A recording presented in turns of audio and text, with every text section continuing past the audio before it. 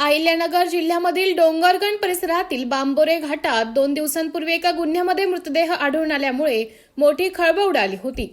सुरुवातीलाच मृतदेहाची ओळख पटवणे हे पोलिसांसमोर मोठे आव्हान होते, मात्र स्थानिक गुन्हे शाखेच्या पोलिसांनी तपासाची चक्र वेगाने फिरवत मृतदेहाची ओळख पटवली। शिवाय हत्येचा ठराविक उलगडा करत दोघा आरोपींना अटक केली आहे। मृत व्यक्तीचं नाव किरण काबाणे असून त्याची हत्या त्याचाच सख्खा भाऊ योगेश काबाणे याने केल्याचं निष्पन्न झाले आहे। धक्कादायक बाब म्हणजे हत्येनंतर मृतदेहाची विल्हेवाट लावण्यासाठी वडील शिवाजी शंकर काबाणे यांनी मदत केल्याचं तपासात उघड झालं आहे। पोलिसांनी बाप लेक दोघांनाही अटक केली आहे। मयत किरण काबाणे हा दारूच्या नशामध्ये वारंवार आई वडिलांना मारहाण करत होता। कुटुंबियांनी त्याला समज देण्याचा प्रयत्न केला आणि व्यसनमुक्तीचे प्रयत्न केले, मात्र त्याच्या वागण्यामध्ये बदल झाला नाही।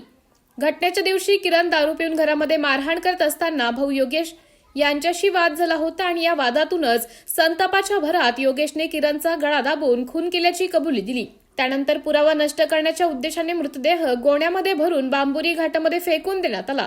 दरम्यान स्थानिक गुन्हे शाखेच्या पथकाने तांत्रिक तपास, गुप्त माहिती आणि चौकशीच्या आधारे आरोपींपर्यंत पोहोचत अवघ्या 2 दिवसांमध्ये गुन्ह्याचा छडा लावला आहे।